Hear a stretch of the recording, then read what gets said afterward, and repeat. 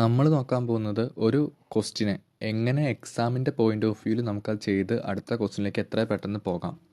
Correct option എത്ര സെക്കൻഡിനുള്ളിൽ maximum സമയം കുറച്ച് നമുക്ക് ക്വസ്റ്റ്യൻസ് അറ്റൻഡ് ചെയ്യുന്നോ അത്രയും കൂടുതൽ ക്വസ്റ്റ്യൻസ് നമുക്കൊരു എക്സാമിന് അറ്റൻഡ് ചെയ്യാൻ പറ്റും. അപ്പോൾ ആ രീതിക്കായിരിക്കും നമ്മൾ ജസ്റ്റ് വീഡിയോസ് ചുമ്മാ ഷോർട്സ് പോലെ ചെയ്തിടുന്നത്.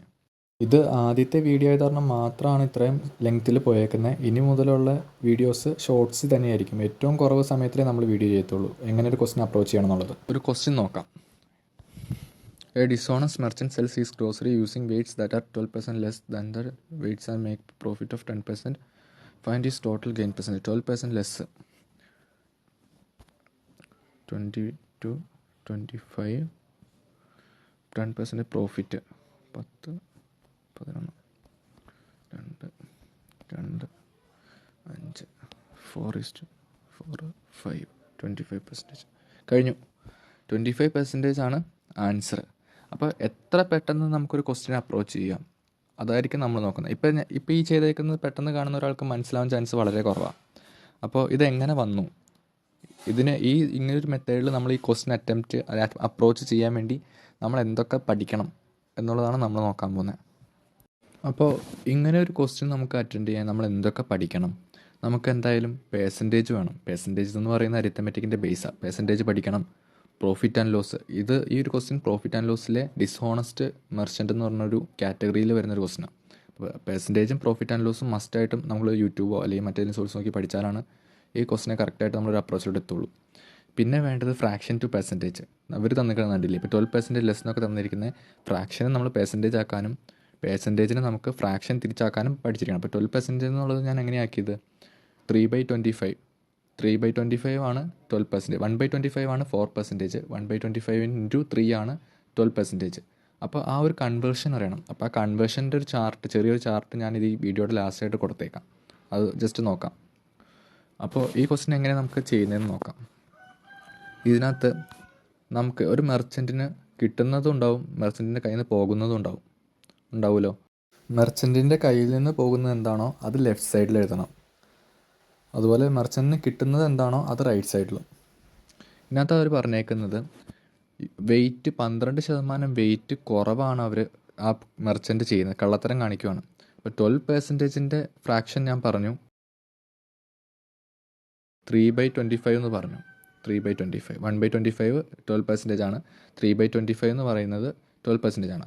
അപ്പോൾ 25 അയാൾക്ക് കിട്ടുന്നത് റൈറ്റ് സൈഡിലും അയാൾ കൊടുക്കുന്നത് ലെഫ്റ്റ് സൈഡിൽ എഴുതാനാണ് പറഞ്ഞത്. അപ്പം അയാൾക്ക് 25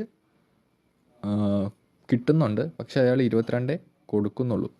അതുപോലെ പറയുന്നതാണ് 10% പ്രോഫിറ്റ് അയാൾക്ക് കിട്ടുന്നുണ്ടെന്ന്. 10% പ്രോഫിറ്റ് എന്ന് പറഞ്ഞു കഴിഞ്ഞാൽ അയാൾക്ക് കയ്യിൽ നിന്ന് 10 പോയാലും 11 കിട്ടുന്നുണ്ട്. അപ്പോൾ ഈ 10% പ്രോഫിറ്റ് എങ്ങനെയാണ് വരുന്നത്?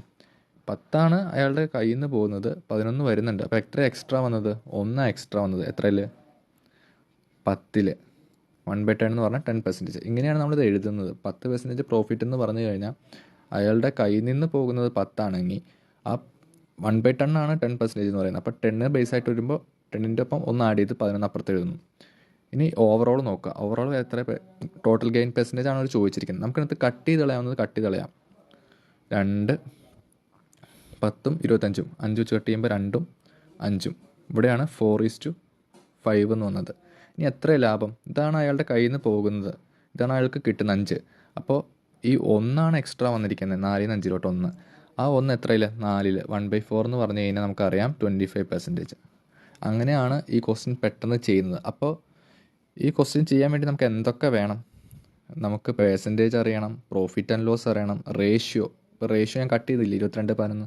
അപ്പോൾ റേഷ്യോയുടെ കൺസെപ്റ്റ് കൂടി അറിഞ്ഞാലാണ് നമുക്ക് ഇത്തരം ക്വസ്റ്റ്യൻസ് എക്സാമിൻ്റെ, നമ്മൾ വീട്ടിലിരുന്ന് പഠിക്കുന്ന പോലെയല്ല, എക്സാമിന് ചെന്ന് കഴിയുമ്പോൾ നമ്മൾ മാക്സിമം മിനിമം ടൈമിൽ നമ്മൾ ആ ക്വസ്റ്റ്യൻ അറ്റംപ്റ്റ് ചെയ്തിട്ട് അടുത്ത ക്വസ്റ്റ്യനിലേക്ക് പോകണം.